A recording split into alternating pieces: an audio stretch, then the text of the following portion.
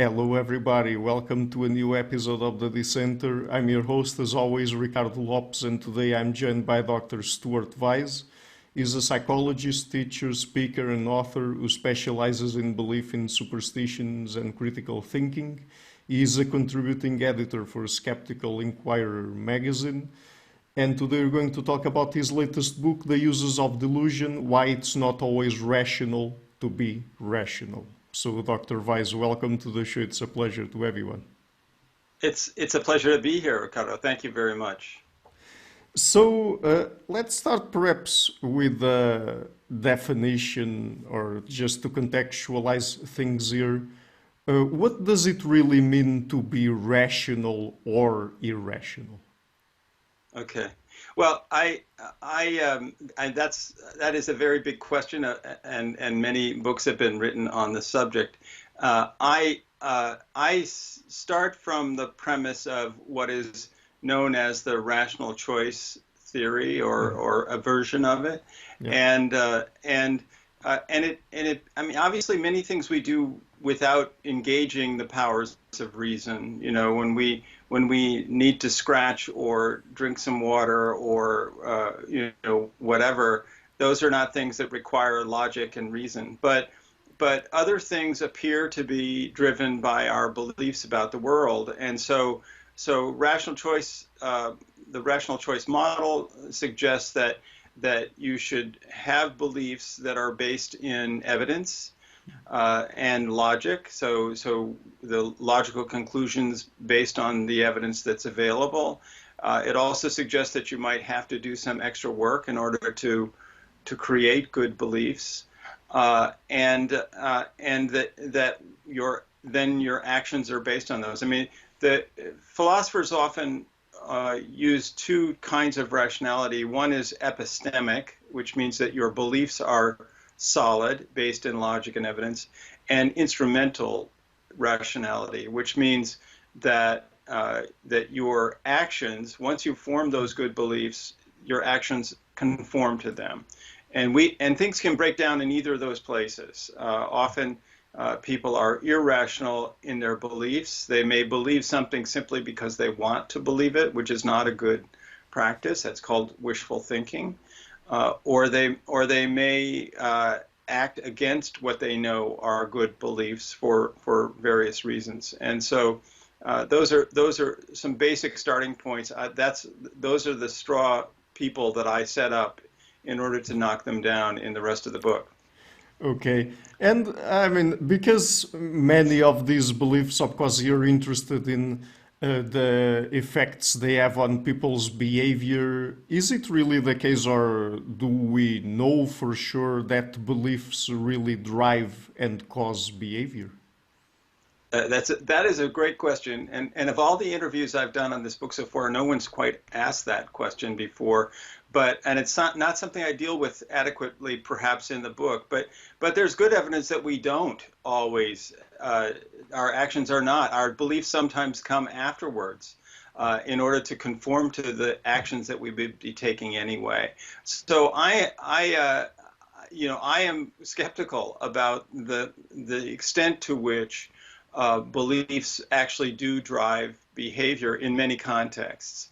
I think that we rationalize our behavior often, and that's a whole tricky question, which I don't get into deeply in the book. But there are clearly cases that I do cover in the book where the person is very well aware of the fact that they're believing something that doesn't quite make sense. Mm-hmm. And in that case, I think we're on pretty solid ground that they know that they're being irrational in some way.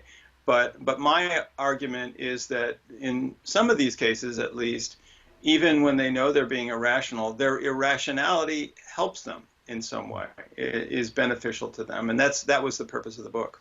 Mm-hmm. What is a delusion then? Well, I mean, again, people define it differently. I chose the word delusion to suggest that it's something more going on within you, and it is a belief that doesn't conform to logic or to evidence. and I could have used in many cases. In fact, I slip back and forth sometimes in the book with the word illusion, because they're very similar. The idea that you're seeing something that's not quite there, and other people have used that word. But I wanted to emphasize that this, the thing about for example, if you think about a visual illusion, much of the work is being done by this stimulus, that's sort of strangely designed stimulus out in the world that you're looking at, right? Whereas these are primarily things that happen inside us, that are part of our beliefs and our thinking about the world. So that's why I chose the word delusion. But basically, I mean that it's a belief that doesn't conform to what the rational choice model would suggest. And in my case, all of the delusions I'm talking about are ones that because they help in some way. Mm-hmm. And I mean, because people usually associate delusions to things that help people in some way, as you just mentioned, it's not always the case that they are positive or optimistic delusions, right? I mean, they can be also pessimistic. Absolutely. And the word delusion is very old. It's been used for centuries, but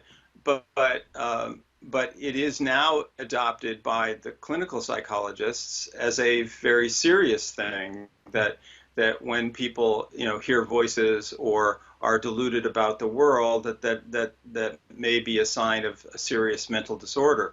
But the fact of the matter is that the word is used all the time in normal speech. And it just means this kind of not seeing the world clearly situation. So yes, there are many delusions that are not positive. Like I talk about briefly about flat Earth belief. People believing that the Earth is flat. This is these people seem to function okay in the world. I don't know how they get around, but but they. But that's not a helpful delusion. That is wrong and would not benefit you very well, except within that small social group that has the same beliefs as you. Mm-hmm. Are delusions always intuitive, or are they intuitions? Because there's this big literature, for example, on biases and heuristics, and Mm-hmm. I'm not sure to what extent those would be considered delusions, but at least many times they lead people toward believing in wrong information about the world or whatever.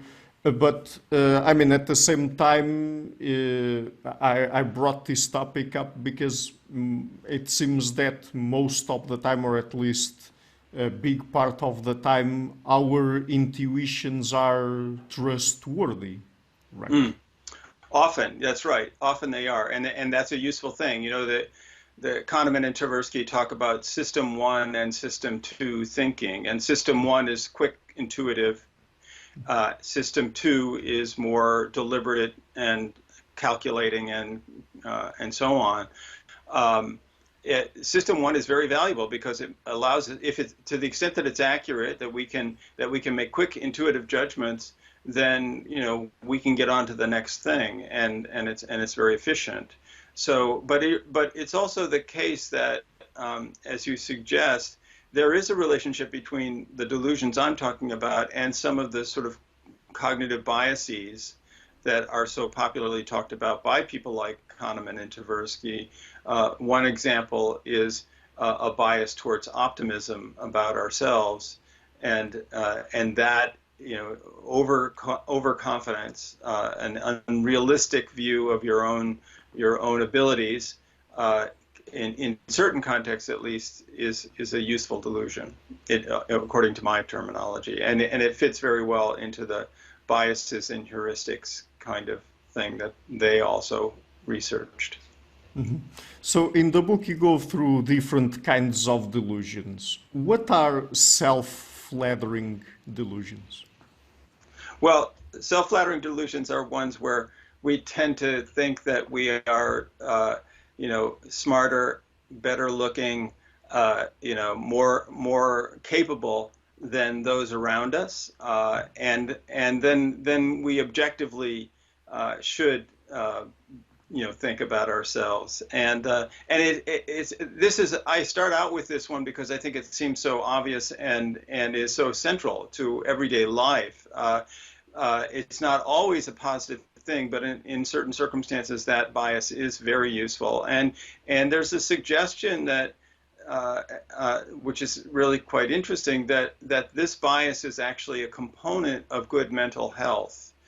As I talk about in the book, people who have a very realistic, let's put it this way, in a study involving people who were mildly depressed versus people who were not mildly depressed, who were typical, the mildly depressed people actually had a much more accurate view of their capabilities in this particular experiment, whereas the typical people, non-depressed people, were overconfident, had a greater view of their ability than was justified by the circumstance. So the suggestion of that study and others like it is that we typically, if we are experiencing good mental health, we typically overestimate our abilities, think that we are better than we actually are, and so forth. And that may very well be, I argue that in many contexts that's a very good thing.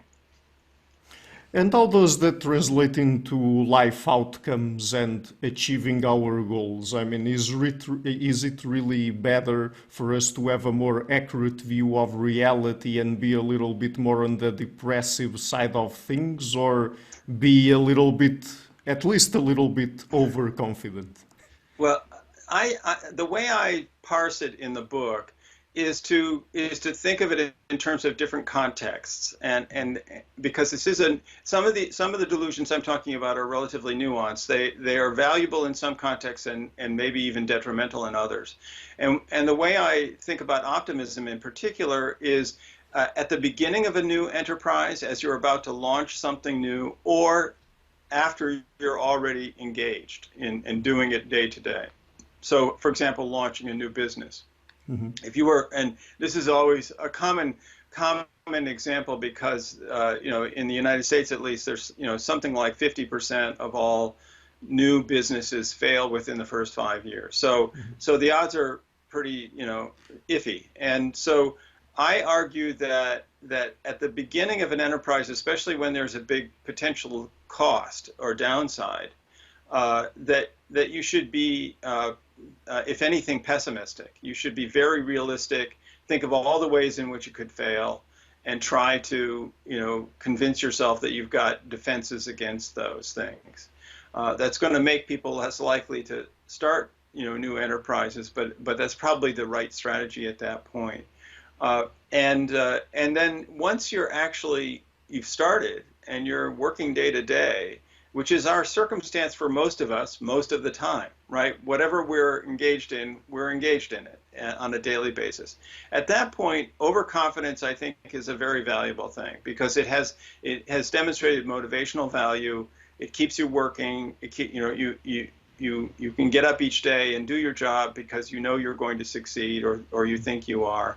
And furthermore, if you're a leader in an organization, that kind of optimism is contagious and spreads to your coworkers. And so I think that there's clear benefits in terms of the daily slog, what we do every day, that optimism and overconfidence has motivational value that is good.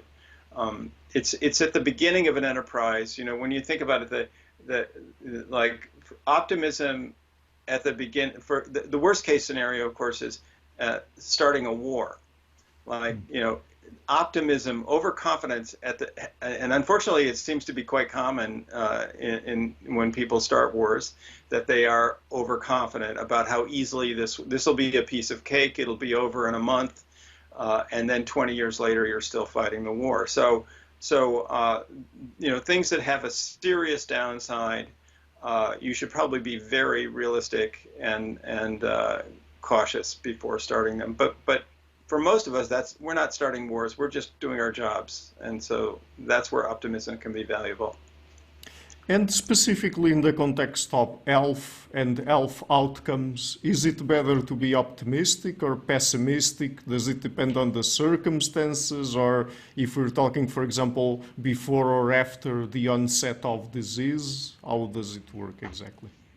Yes, that's again, and you've read the book, I can tell, because you're asking your questions very, very well. In the health, have a chapter on health, and I do make the distinction. And this really comes from Kahneman and Tversky's work, which was very valuable. I talk about it with respect to your status quo. You know, most of us feel that we are our status quo is that we are healthy. We're normally healthy within the bounds of what we expect to be normally healthy, and you know, other people have experienced a setback, and their job is to regain the status quo, right? For those people, obviously, once disease has started,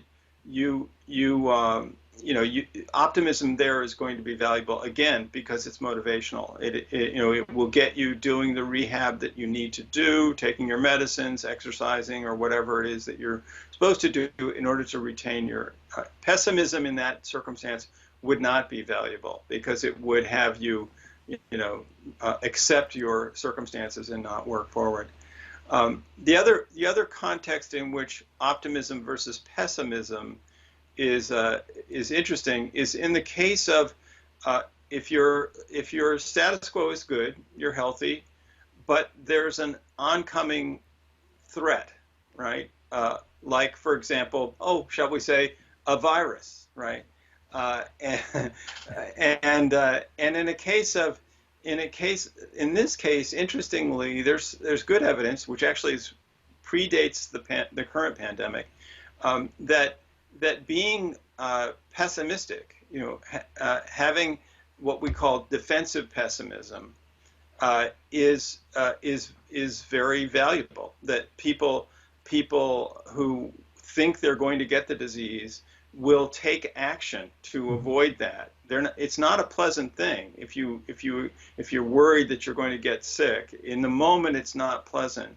But in terms of the actions that will keep you from becoming sick, those pessimistic people are more often going to take action. Whereas the optimist, says, "Oh, I'm not going to get it. It's no big deal. It's only the flu," and they're not going to take those preparatory actions. So it's interesting that the way in which you deal with an oncoming threat. The other example I think is perhaps equally valuable is cigarette smoking. Many young people start smoking and they have an optimistic bias. They think, I can just do this for a little while and I can quit any time. You check in with them 5 years later, they're smoking more than ever. And so there they have a looming health condition, right, that could catch up with them in the future, and yet their optimism is not getting them to do the right thing in that case. So it's an interesting thing that even pessimism, a delusion of pessimism, can be valuable in the right context. So. Mm-hmm.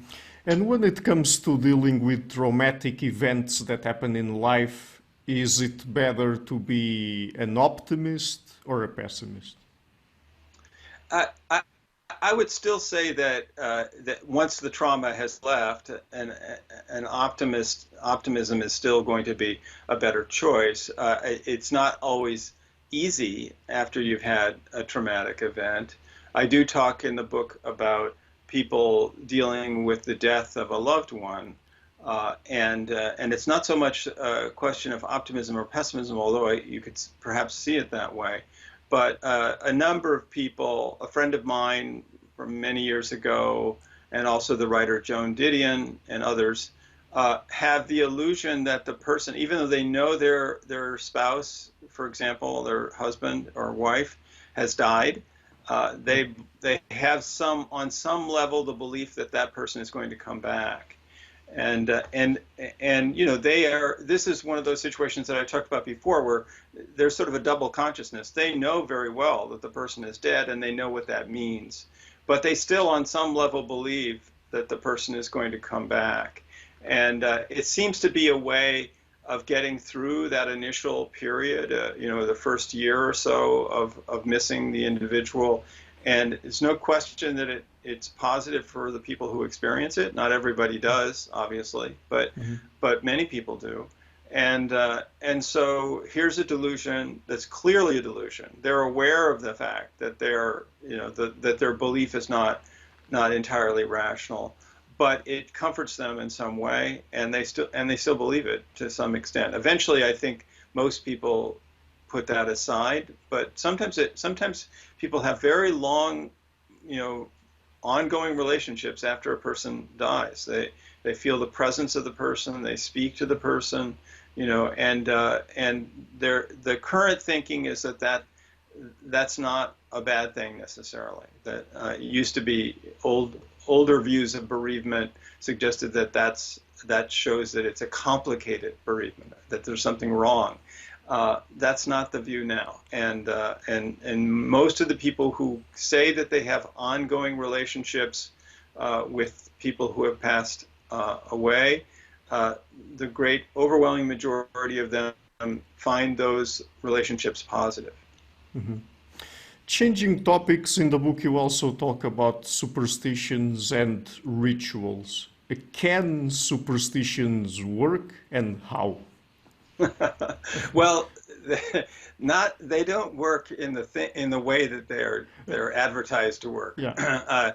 I hope your audience will not be too offended if I say I don't believe there's any real magic in the world or in the superstitions, but they obviously they're very popular, and they have psychological benefit. At very least, in the moment, people who have grown up in a superstitious environment and acquired superstitions, they clearly feel better doing them when the circumstance arises than they would if they didn't do them, if they were prevented from doing them. So that much we can say is true. And obviously in a case of a roulette wheel or some game of pure chance, superstition is not going to help you beyond that. There's no way it can have any effect.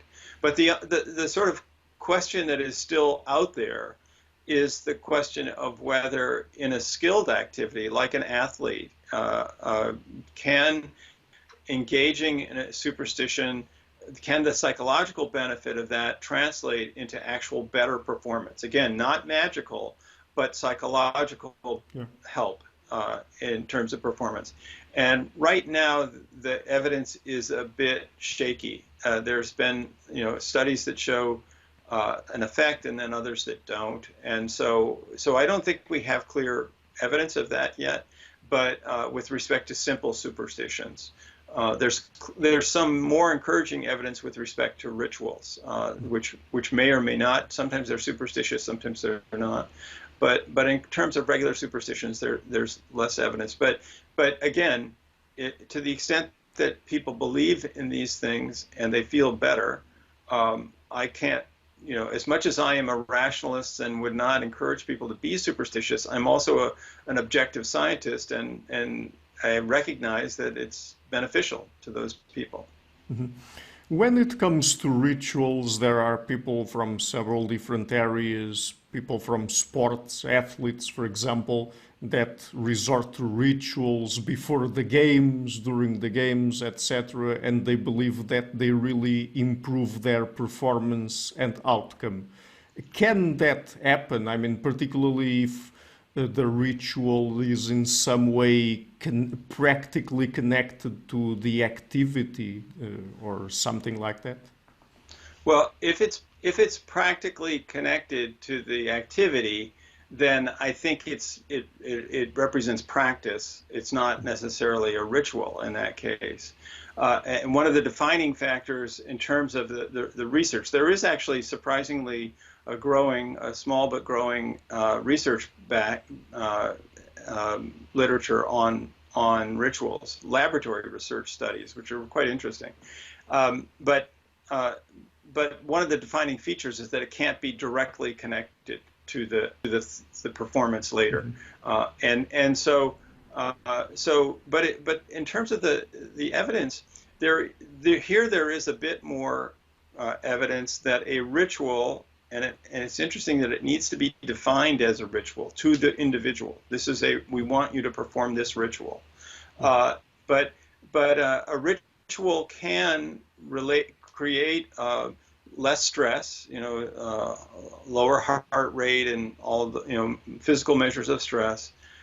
And then that can lead to better performance. At least there's a couple of studies now that consistently show those kinds of effects. So the thing is, though, that the ritual involved needn't be either religious or superstitious. It has to have some kind of symbolic, according to the research that's been done so far, has to have some kind of symbolic feature to it. In that it relates symbolically to the individual at the time, but there is some evidence that this does help. It calms people down just before they perform, and it's in the context of saying, do this ritual, now do this activity, and right immediately after. So. Mm-hmm. What about collective rituals? We have lots of those in religion, for example. Do they have societal benefits? Well, in the case of religion, it's interesting that there is evidence of benefits to religious practice. It is the case that people who are religious give to charities more often than people who are not, including non-religious charities, and have other benefits of that practice. They appear to benefit from that religious activity. But the interesting point is that, according to some work done by Robert Putnam, that the real effect is of the community. And so what's not the driving force is, for example, the strength of one's belief in religious beliefs is not what determines whether you engage in, you have fewer problems with the law, all that sort of thing, and better behaved. But what is the factor is the degree to which you practice, how often you go to services, engage with other people, and so forth. The actual work of being a part of a religious community. That's what does it. So it may not be so much the religion, the belief, as much as the social activity and the coherent group that you're a member of. And so that's an interesting thing. If religious belief, which is not necessarily rational, if religious belief draws you into that community, then that would qualify to some degree as a useful delusion in that case, because as a secondary effect of that belief, you're now engaging in behavior that is likely to be good. Mm-hmm. Can we get the same individual and social benefits we get from religion from other activities? I would argue that we can. I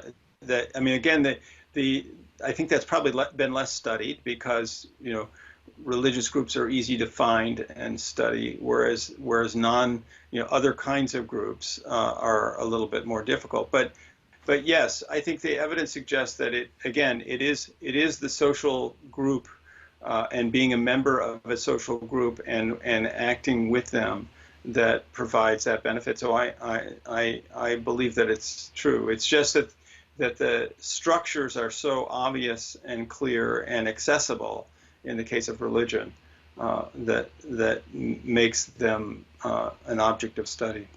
Mm-hmm. So when it comes to promises, that's another topic you cover in the book. Sometimes we might be more or less aware that we can't fulfill them in the future. But is it okay to make promises that we are statistically unlikely to fulfill? Well, so I cover, this is a very fun topic, which I love to talk about, and but I cover promises in the context of the wedding vow in particular. People make lots of promises, but this is in a chapter on love, on romantic relationships, Yeah. and I hypothesize, in many Christian weddings still to this day, people will have the line, "I promise to love you until death do us part," for better or for worse, until death do us part, right? Well, 50%, at least in the U.S., 50% of first marriages end in divorce. And most people know this, right? When they're saying those words, they know that this is the case, that it's a shaky promise, and that for many people that for better or for worse part gets to be, too difficult to do. And yet at the same time, we're to try to make a rational wedding vow, which is something along the lines of, well, I really love you right now. I would like this to last as long as possible, and I promise to do my best, right? So that kind of a wedding vow would probably land like a brick, would not be well received. Lovers want to hear more than that, and they want to hear certainty. They want to know that the love is special, and so that is what in a chapter that I call Soulmates, it is, I think, a very common thing that in a romantic relationship, it's not good enough to say, hey, this is a really lucky thing, we found each other. I tell the story at the beginning of that chapter of a conversation I had with one of my own romantic partners, in which I said, something to the effect of, given the many millions of people in the world, we probably could have found any number of other people and been just as much in love as we are now.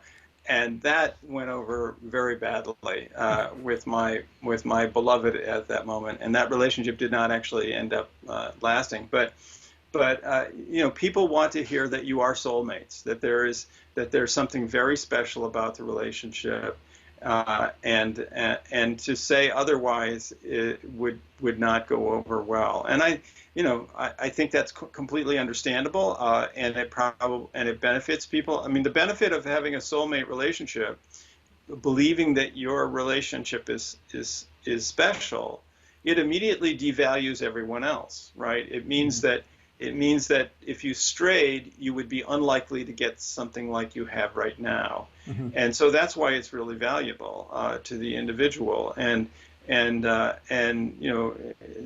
are probably other benefits too. It probably provides you with a sense of meaning, that you're on this special odyssey with this individual, and so on. So, whether it's a good thing or not to make promises that are shaky, that I leave that up to the individual to think about. But it's clear that people want you to say more than just the straight rational view of love. So the kinds of beliefs that we usually associate to romantic love are helpful, or can be, right? Yes, I would argue that they are. They definitely are helpful, and in many circumstances, yes. Mm-hmm. What about dating specifically? And we earlier talked about overconfidence. Does overconfidence also help in dating? Yeah, there's not a ton of research on this, but there is some research, and there is a suggestion that partners, if you're in a dating situation, and they've run these sort of speed dating kinds of studies and so forth, and also paper and pencil studies, but that a confident person is judged more positively as long as they're not completely obnoxious and annoying. But confident people are judged somewhat more positively, and also that there's evidence that in a competitive situation where there's more than one people vying for various targets, romantic targets, that the confident person will clear out the field, that other people will be reluctant to compete with them. So there is some. It's not tremendously strong, but there is some evidence that confidence is seen as a positive thing by potential partners. And what about idealizing a partner and thinking that this is the perfect partner, the Right. perfect person for us out there? Does Yeah, that also produce good results? it does. There's probably the strongest evidence of all, because there's a number of studies that have been done, that first of all, there's this sort of tricky problem. How do you determine whether someone is unrealistically idealizing their partner? Oh, yeah. And they've come up with ways to do that. They have in a couple, they will have each member rate the other person with a questionnaire, and then also rate themselves. And so then if there's a big gap between the self-rating and so forth, sometimes they bring in a third person who knows both people and has them. But they've come up with ways of sort of judging the extent to which who is more idealizing and who is less idealizing of their partners. And the evidence is pretty strong that people who idealize their partners have happier relationships. And it's not just at the beginning of the relationship. They have followed these couples over time, and that maintains. That there's a tendency for happiness to decrease to some degree the longer a couple has been together, and especially if they have kids, then there's a big drop off. But these couples remain higher in their reported happiness within the relationship. So that again is an evidence that our bond is special. My partner is unique. That there are benefits to them, and it clearly being unrealistic in that case is not a bad thing. But do you have any idea why that works? Is it because if people idealize their partner, they commit more and invest more in the relationship, for example? I mean, my speculation about it would be that it is, again, it's the idea that that your relationship is going to be unique. If you have this ideal partner, that means that they are again different from other people, and that you have something special. The two of you are engaged in this story, that you're creating, and so forth. So I think it's all of a piece. That what helps couples stay strong to some degree, there are other things too, is this sense that we have a special thing, that our bond is unique, couldn't be found elsewhere, and so on. And the interesting thing, though, is that so far this research on happiness and idealizing your partner does not suggest that it prevents divorce. That whatever causes divorce appears to overwhelm this idealizing happiness relationship. So that's too bad. But nonetheless, happiness within your marriage is a good thing. Yeah. So there's also this phenomenon of self-fulfilling prophecies, and perhaps some of the things we talked about here in the context of love and dating would fall into that category. But do self-fulfilling prophecies really work? Well, I think they work, I mean, to some extent in certain situations. Again, if we talk about optimism and overconfidence, one of the things I talk about to some extent is competitive situations where I talk a fair amount about tennis, right? Where if you really believe, even though the facts are not behind you, if you really believe that you are going to win and that you can beat this person that you're playing with, the evidence suggests that that's a positive thing. And so, in the sense that it is a self-fulfilling because it provides that motivational value. What's interesting, though, is that you can't fake it. There's a really interesting theory promoted by a guy named Robert Trivers, a biological evolutionary biologist, who suggests that humans developed the ability to deceive themselves so that they can better deceive other people, right? And in a competitive circumstance, self-deception, so the idea is that you need to really believe that you can, because otherwise, if you're faking it to any degree, your competitor will be able to detect that, will be able to see it in your face or in your actions and know that you have weaknesses. Whereas if you can just be like a robot and just really believe that you're going to win, as much as we don't want to be robots, in a competitive situation, that's going to be more effective. Yeah. What about dreams? Do they serve any particular function we're aware of? Yeah, so this is an interesting area. I ventured into dreams just because they're the most obvious example, if you think about it, of sort of irrational, chaotic thinking that goes on at night. And the sleep research is still an area where we need to know more. We don't really, it's hard to study. It's a fascinating. We all love sleep, but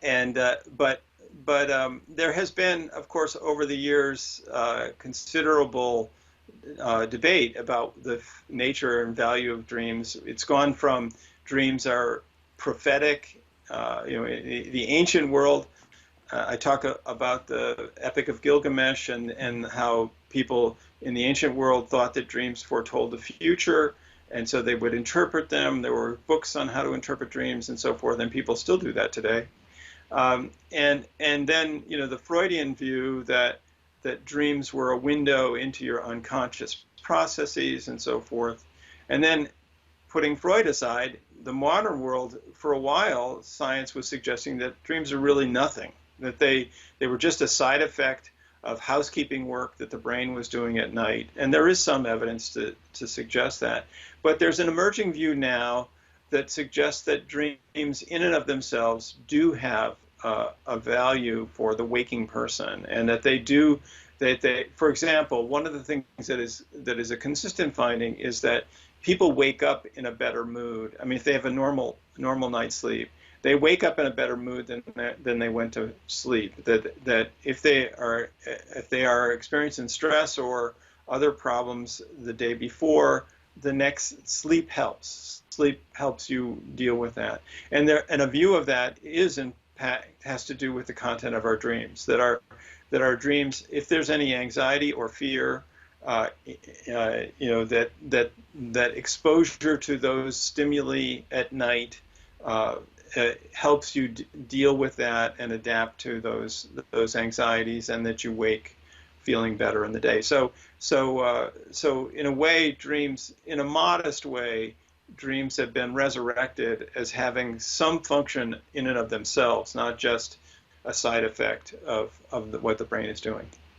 And can it be helpful if people take the content of their dreams seriously? I don't think that is justified at this point in terms of. I mean, it depends on what you mean by seriously. I mean, if you think that there's some meaning in the dream that you need to do something about, I think that may be going too far. But the dream may certainly inform you about things that you're worried about, things that you may not be aware that you're concerned with, and so forth. But I think it's tricky to read too much into them, other than those sort of general ideas. And often as you probably have experienced, you may be anxious about something in your regular life, but the anxiety that appears in your dream is completely different. It's associated with some other storyline. And so as I say, I think it's tricky to read too much into the content in that way.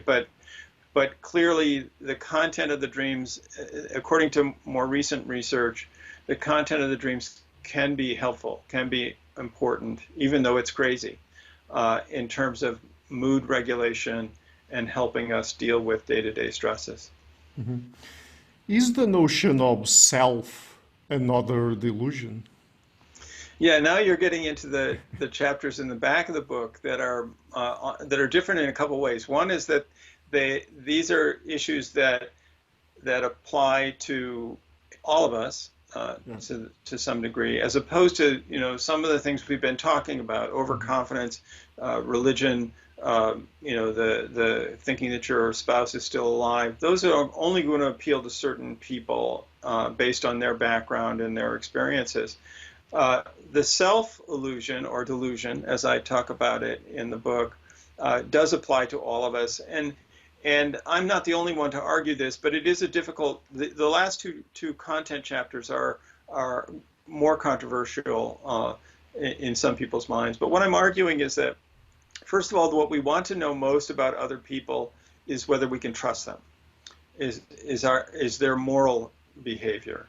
And what I argue in the book is that to the extent that we think that a person is the same and can be counted on being the same over time, that's more a feature of luck than it is a feature of the person.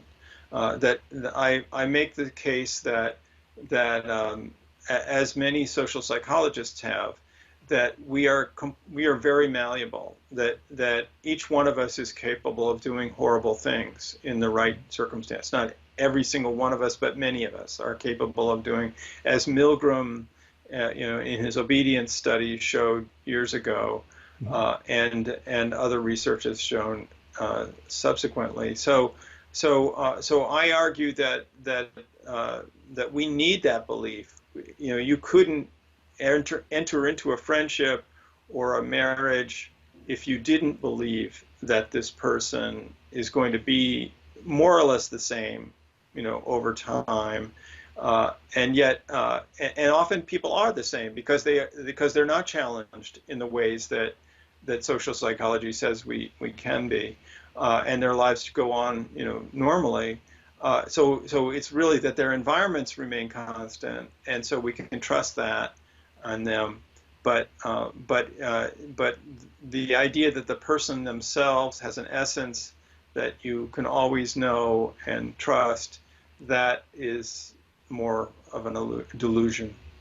Mm-hmm. So we also have this belief that I would bet is universal about free will, that we all have free will. But perhaps more interesting than that is, do we know why and when people attribute free will to other people and freedom and intentionality to people's actions? Well, there is some research on that, and the evidence suggests that much of when we're looking at other people, of course, we're special and we have special rules for ourselves. But when we're looking at other people, the degree to which we attribute freedom of choice to them is very much related to whether we want to hold them responsible for the actions that they're taking. So the very same action, if it leads to a bad outcome, often will be seen as you had a choice, you didn't have to do that. Whereas if it doesn't lead to a bad outcome, we're more willing to attribute it to something else. And so that's not the right ordering. If you're going to make moral judgments of people, the way it should work theoretically, and the way I think most people believe they're doing it, is that first you judge, did they have a choice? Could they have done differently? Then you make a moral judgment out of it. But the research suggests that process actually goes in the opposite direction often. Because it's easier to punish someone, for example, if they have chosen to do something bad. If they were forced to do it, we can't really hold them responsible. And so this is the dilemma of making attributions of freedom to other people. Mm-hmm. Toward the end of the book, you also talk about delusions that you call delusions of action and delusions of inaction. What are they? Well, so this is all comes from much of this comes from research by a guy named Daniel Wegner, who passed away a few years ago. But he was a fabulously creative Harvard psychologist, social psychologist, and he demonstrated in a lot of research how you could believe that you're making something happen, that you're taking an action and it's having an outcome, when in fact you're not, right? Mm-hmm. And the opposite, you can believe that you're doing nothing, Mm-hmm. when in fact you are having an outcome. So Yeah. for example, in that case, he did research on things that very much like Ouija boards, right? Where on the if you're familiar with how this works, usually it's two people with a device that they're pushing around a thing, and because there are two hands, two different people's hands on the planchette, it's called, it breaks down the idea of my doing it, me individually doing it, and it makes it ambiguous as to how it's working. The people are in fact pushing this thing around, but they don't feel like they are. They feel like it's just going, right? Mm-hmm. And so it's very easy in a number of contexts to make people either believe they have control over the environment when they don't, or the opposite. And the other examples that I give are ones involving superstition. Superstition is a case where you believe you're taking an action that has an outcome. I also talk about the walk buttons in New York City. These buttons that you press to get the walk sign to turn on so you can cross the street, right? Apparently, there are thousands of them in New York that have been disconnected. They are there.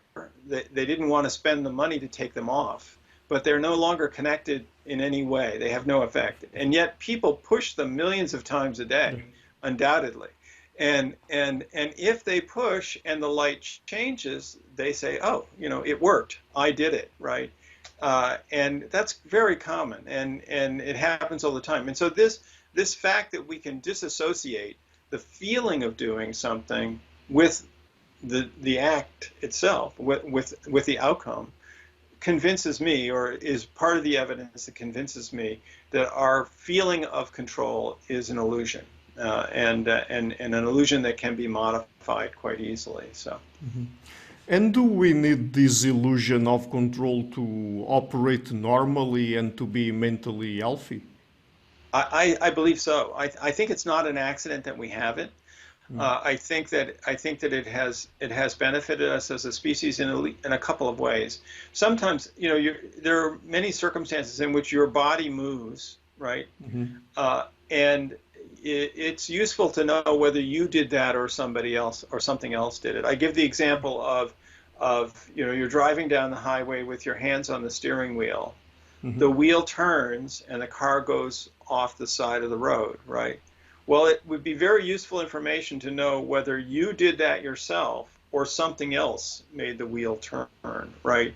And it would very, very much affect how you behave in that circumstance. So simple things like that, just being able to say, it's my body making this action happen, that's valuable.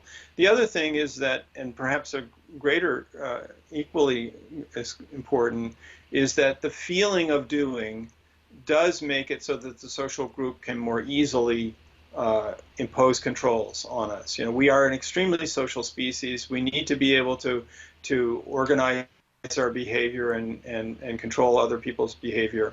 And that feeling is something that can create guilt or a sense of pride, all of which can be used in a social environment to help the group. And so I think it's a very useful thing. It is an illusion. I don't think it even makes logical sense, which I talk about in the book, that we would have free will. Why are we so special and nobody else? But there's no question that we benefit from it every day. Mm-hmm. One last question then, and going all the way back to the beginning of our conversation where we talked about what does it really mean to be rational or irrational. Could it be that at least some of these delusions we've been talking about would fall under the rubric of instrumental rationality, for example? Yes, in a sense. I mean, they're instrumental in the sense that they do bring benefit, even though they're not based on rational beliefs underneath. They're not epistemically rational. You know, Mhm. I point to, and at the very beginning of the book, I point to uh, the philosopher and psychologist William James and his idea of pragmatism. And he suggests, in a quote that I use at the very beginning of the book, that the only way to judge a belief is based on the conduct that it will produce, Mhm. and that conduct is our only importance. And so he takes a very pragmatic view, which is that if a belief, even if it's false, if a belief leads to a valuable outcome, then it's good, and it should not be we it should not be a concern for us. And so I mean, I don't know that I can go as far as he does. He was a believer in the afterlife and went to seances and so forth, and believed in some mediums being able to speak to the dead and all of that. But I think that the one of the main purposes of the book, I'm a rationalist. I mean, I've spent my whole career telling people that they should be rational and so on. So this book is a bit of a departure, but it's an acknowledgement of the fact that there are some things that we do that are clearly beneficial, and they're beyond reason. They're not part of our reasoning system. We get great benefit from system two being able to calculate, invent things, do math, etc. But they're in our everyday lives. We're a mixture of both reason and unreason. We've only been this brainy species for about 70,000 years. Before that, we weren't. So a lot of what gets us through to the next day is not rationality, is not reason. Mhm. Great. So the book is again The Uses of Delusion, Why It's Not Always Rational to Be Rational. I will be leaving a link to it in the description box of the interview. And Dr. Vyse, just before we go, would you like to tell people where they can find you and your work on the internet? Sure. I have an unusual name. So basically, you just need to Google my name and you'll find it. I have a website called stuartvyse.com, and I'm on all those social media things. So they'll find me. But thank you so much, Ricardo. This was a great conversation. Yeah, thank you. Thank you for your time, and it was really nice to talk to you. Nice talking to you too. Thank you. Okay. Talking to you too. Thank you. Hi guys, thank you for watching this interview until the end. To keep the channel sustainable, I would like to ask you to please visit my Patreon page and to consider making a pledge there. Any amount, even $1 per month, would already be a great help. Otherwise, and if you like what I'm doing, please share it, leave a like, and hit the subscription button. This show is brought to you by Enlights Learning and Development Done Differently. Check their website at enlights.com.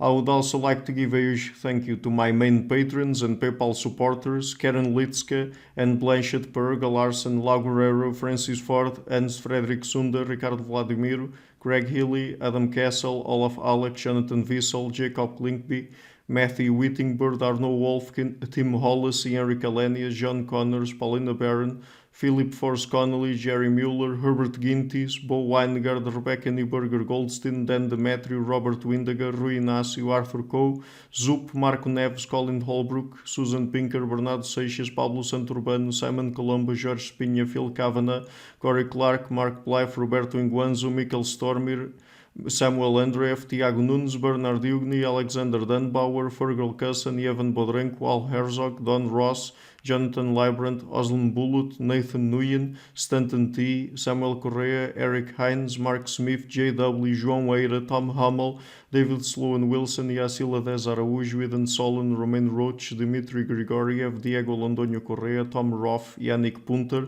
Adana Rusmani, Charlotte Bliss, Nicole Barbaro, Adam Hunt, Pavel Ostazewski, Nelek Bach, Catherine and Patrick Tobin, Al Ortiz, Guy Madison, Gary G. Hellman, João Linhares, Lida Cosmides, Saima Afzal, Adrian Yegi, Nick Golden, Paulo Tolentino, João Barbosa, Jules Price, Edward Hall, Edin Bronner, Franca Bortolotti, Gabriel Pons Cortez, Ursula Litzke, Denise Cook, Scott, Zachary Fish, Tim Duffy, and Max Belby. My producers Isar Webb, Jim Frank, Lucas Stafiniak, Ian Gilligan, Luís Caetano, Tom Vanagdam, Curtis Dixon, João Linhares, Benedict Mueller, Vega Guidi, Sardas France, Thomas Trumbull, and Nuno Elder.